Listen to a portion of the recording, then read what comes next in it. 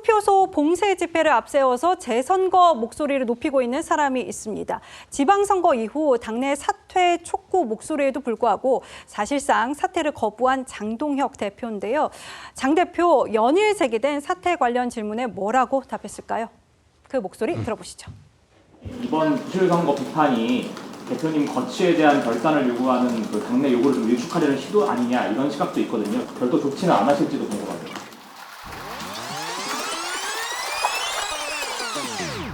거취에 관한 말씀을 하시는 분들은 다시 한번 올림픽공원으로 나가보실 것을 권해드립니다. 많은 의원들이 우선 지선 결과에 따른 대표의 거취 표명이 필요하다고 말씀을 하고 있습니다. 이에 대해서 어떻게 생각하시는지 궁금합니다. 제가 되물을게요.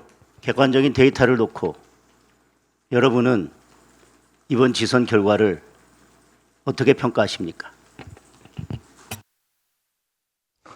네. 마이크가 고개를 떨구네요. 보면은 어제도 그랬습니다마는 대표님 오늘도 말에 마가 좀 많이 뜨는 모습이거든요. 김성태 의원님, 지금 장 대표가 말한 객관적인 데이터라는 게 무엇을 의미하는 걸까요?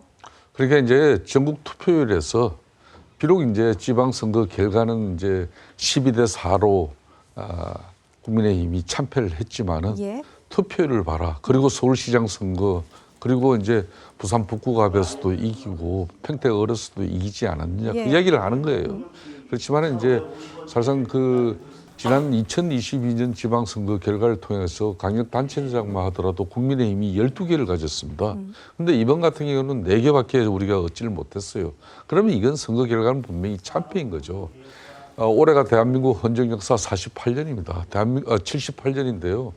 대한민국 헌정 역사상 뭐 민주당이든 보수 진영이든 선거 끝나고 나면은 그 선거 결과를 가지고 앞도 뒤도 돌아보지 않고 바로 책임을 지는 그 모습이 바로 정치인의 참 모습이에요. 그런데 저기서 뭐 데이터를 봐라 그러고 또 뭐 저런 이야기를 하는 게 앞으로 국민의힘이 진정한 보수 재건에 어떤 도움을 주고 이번 선거를 통해서 국민들은 분명히 채찍질을 들었어요. 이재명 정권에 대한 절대 권력에 대한 견제도 발동됐지만은 여전히 반성하지 않고 보수를 새롭게 만들어 나가지 못하는 그런 수구적인 모습에 분명히 따가운 회초를 들었는데 저렇게 대응하는 방식은 또 실망한 보수 진영이 또 더 이제 이 정치를 뭐 이렇게 실종시켜 버리고 또 거리를 두는 어떤 그런 상황으로 가지 않을까 크게 우려되는 현상이죠. 네, 재선거를 요구하고 있는 장 대표인데 집회 현장에서도 모습이 또 포착이 되기도 했습니다. 한 유튜브 채널에서 나온 모습이었는데요. 어떤 모습이었냐면은 집회 현장에서 장동혁 대표가 저렇게 모자를 쓰고 까만 모자를 쓰고 마스크를 쓴 모습이 포착이 된 겁니다. 장 대표가 아닌가 싶기도 했는데 맞다고 하더라고요. 김현정 의원님, 실제로 저렇게 현장에 나간 모습이 포착이 됐습니다. 네.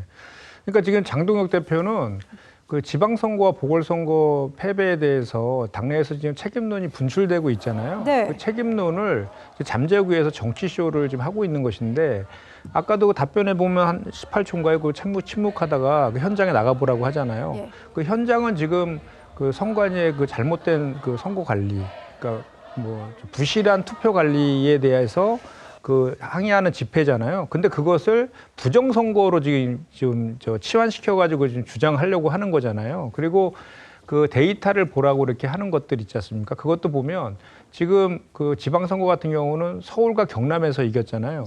거기 둘 다 장동혁 대표 안 간 곳입니다. 그리고 북구갑하고 평택을도 마찬가지로 장동혁 대표 안 갔어요.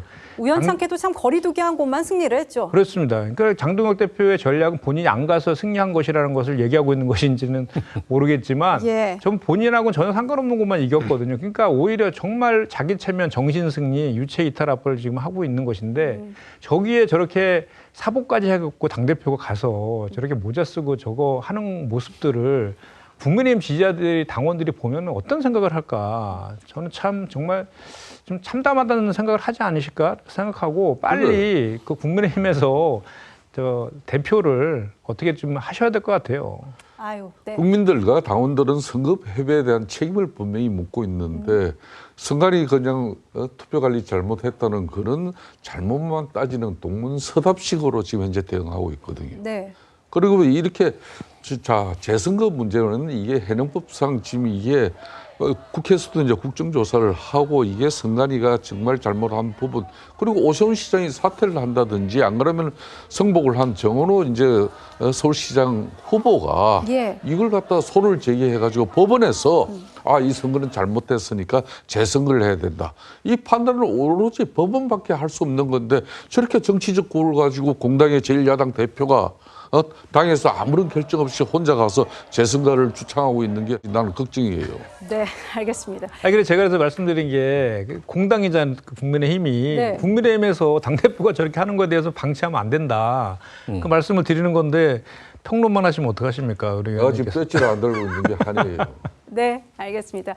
그런데 재선거 목소리를 키우고 있는 거는 장 대표뿐만이 아닙니다. 어제 장동혁 지도부는 일제히 재선거를 주장하고 나섰는데요. 신동욱 최고위원을 실수로 치부할 게 아니라 재선거를 해야 한다.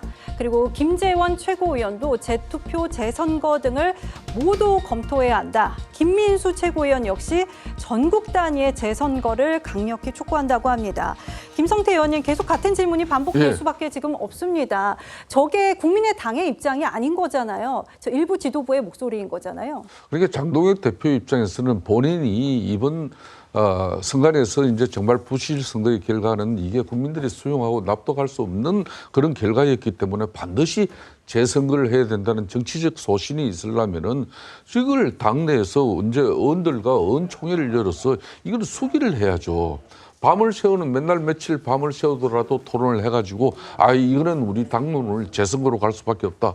그런 결론을 내고 그럼 원내에서는 국정조사 만점 민주당도 응해주고 있으니까 앞으로 국정조사는 어디까지 해내고 이게 안 되면은 검찰 수사를 통해서 사법 처리를 통해서 또 선관위를 갖다 이번 해체 수순의 큰 변화를 만들어야 된다.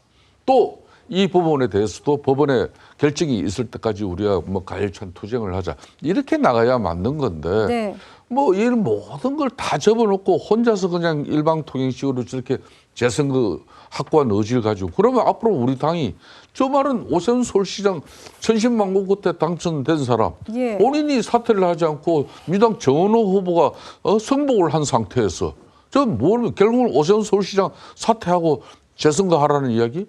만약 이걸 액면그대로 그러면 이제 민주당 정치권에서 받아들여가지고 이걸 또 소를 제기하고 법원에서 그 압박을 느끼면 어떤 상황이 전개될 것 같습니까? 이런 위험천만한 이야기를 갖다 공당의 대표가 저렇게 일방적으로 하고 있는 것은 대단히 부적절한 처사예요. 처신이고. 네, 저희 그래픽이 지금 보여주고 있습니다. 장 대표를 향해서 마이웨이 하고 있다. 이런 의미인데요. 장동혁 대표의 재선거 요구를 두고 정치권 안팎에서는 사실상 오세훈 당선인을 겨냥한 게 아니냐는 주장이 나오고 있죠. 들어보시죠. 한동훈은 당을 쫓아내서 떨어뜨리려고 한 거고 유이동은 무관심이었고 그러니까 근데 오세훈 시장이 아예 거리를 뒀잖아요. 그랬죠. 사실은 어느 게 제일 싫은가 인간적으로는 한동훈이 제일 싫겠지만은 지금 상황에서 제일 미운 거는 오세훈일 수도 있습니다. 그러니까 아예 오지 말라고 하고 그거를 주요한 선거 전략으로 지금 계속 얘기가 나오고 있으니까 이걸로 무슨 당선 무효가 되겠어요. 그렇다고 오세훈 다시 재선거를 치르겠습니까? 하지만은 이걸로 오세훈은 좀 흔들어 보려는 것 같아요. 제가 흔들려는 목적이다. 네, 소장님, 지금 장동혁 대표와 가장 미운 사람은 오세훈 당선인일까요? 한동훈 의원일까요? 글쎄요, 그 속을 누가 알겠습니까마는 아침 다르고 저녁 다를 것 같기는 해요.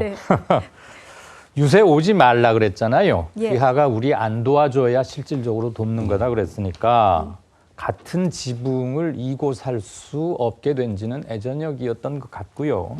장동혁 대표가 이런 말 합니다. 최근에 올림픽 공원은 민주주의의 성지다. 그곳을 가보라. 그러는데 아까 우리 자료 화면에서도 봤습니다만 거기 모여 계신 분들 대부분의 인식체계나 말하는 걸 들어보면 너는 중국 공안일 거야. 공안이에요가 아니고 너는 중국 공안이어야 해. 그 정도에 가 있는 거예요. 지금 생각이. 이준석 의원에게도 당신의 어머니는 틀림없이 중국 사람일 거야에 가 있다고요. 아, 그렇지 않아요. 우리 엄마는 뭐 고향이 어디고 말해봐야 아무 소용이 없어요. 안 들린다는 거죠. 근데 그걸 부추기고 있습니다. 장동혁 대표는. 왜 그럴까요?